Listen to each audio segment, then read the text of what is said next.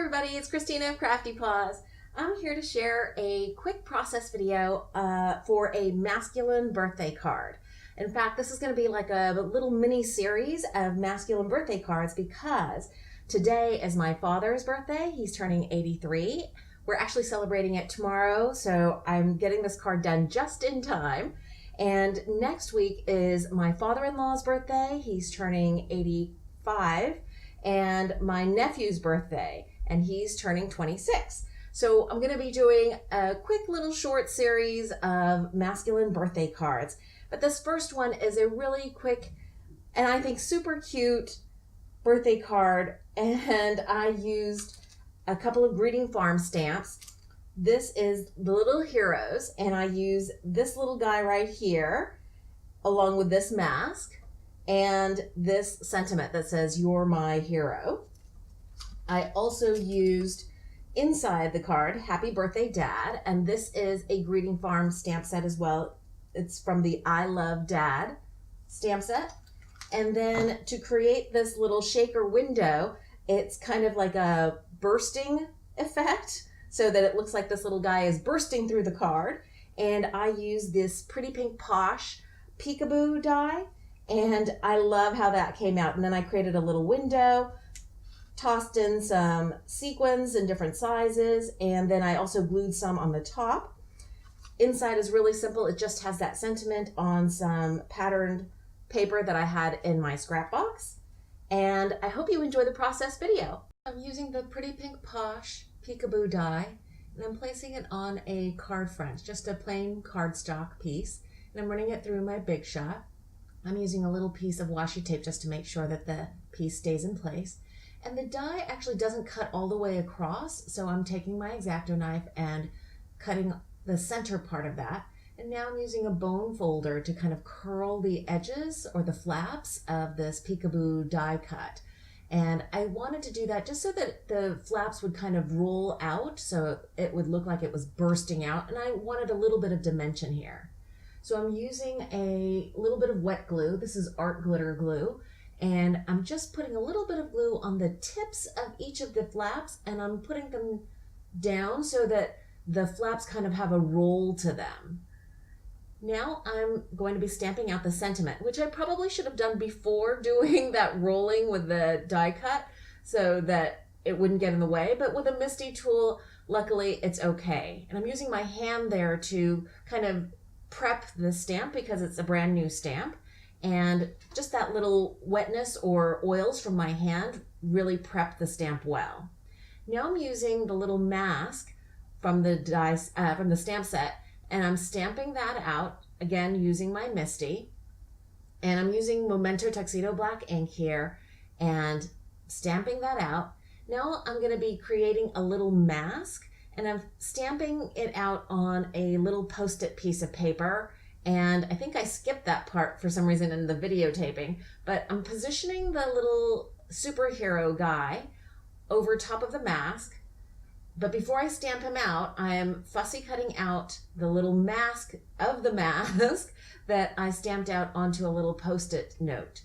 And I'm putting that in place before I stamp out the little guy superhero. And again, I'm using Memento Tuxedo black ink, and I'm stamping him out, and you can see that the masking worked perfectly so that the little guy looks like he has a superhero mask on. Now I'm going to do some quick and easy Copic coloring.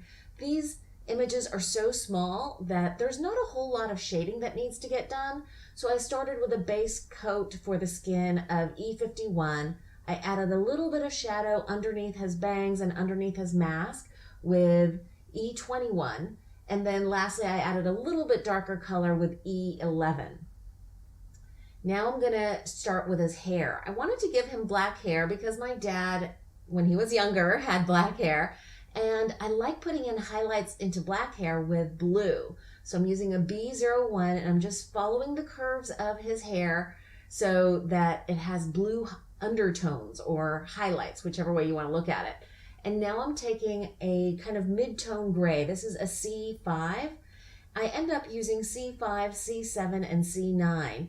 But I like to try with the kind of mid-tone color first, just so I can mark in where I think the shadows are going to be. Now I'm using the C7 and I'm following the shape of each kind of swath of hair, and I'm turning the paper around because I have a tendency to like to flick away from me, and I think it comes more naturally to me for some reason to flick away. So I've turned the paper upside down, and I'm just trying to get really light flicks so that even though the image is small, it still looks like little strands of hair. And now I'm going to move on to the costume or the superhero outfit. And I decide I'm going to do like a red, yellow, and blue outfit. And I've just decided that the outside sections of his costume are going to be B06. His little shorts I've done in the same color as the darkest color in his hair. His cape is that R27. And I decide I need a little bit of shadowing so it doesn't look so flat. So right behind him, under his armpits, and behind between his legs, I use an R39.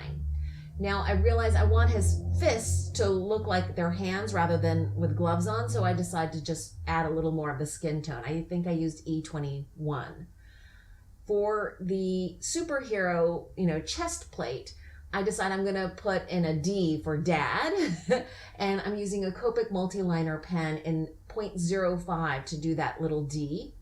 And then I finish coloring up his costume with the red for the main part of the center part of his chest, and then I use a little yellow for the D. Then I decide to finish off his mask with the same blue, that's the B06, and I'm trying to be careful to leave the whites of his eyes still showing behind the mask, and I think that came out really cute. I am now fussy cutting, and I did it mostly off camera, so and it was blurry, so I edited most of that out. But I did want to show you guys how I use my X-Acto knife to cut out the little space between the left bottom side of his face and his arm with an X-Acto blade. And now I'm taking the Memento Tuxedo black marker and I'm going all around the edges of this fussy cut image. I'm holding it in my left hand, and with my right hand I'm holding the marker steady and kind of turning the image, and I'm even flipping the image over and getting that area between his face and his arm again where I had used the X-Acto knife to cut it out. Now for the die cut card front, I'm using some glossy accents and just a little snippet of plastic sheeting that was from a Project Life pocket, and I glue that down so that it forms kind of a well, as it were.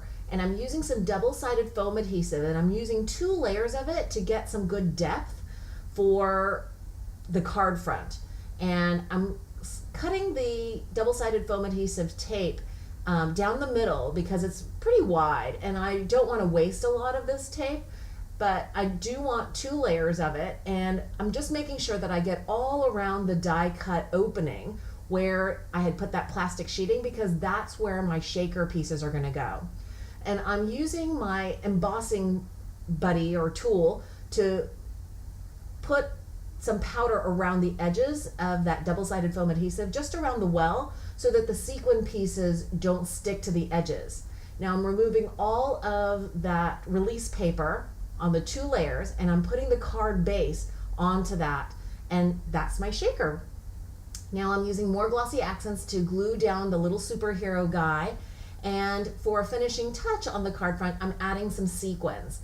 These sequins I love. They're from Simon Says Stamp, and they're the Sunshine mix, and I love the kind of bright and cheery, kind of sunshiny colors and sizes in this mix. And I'm just putting a handful out on the card front just so that it looks like they're bursting out from where the little superhero is bursting out.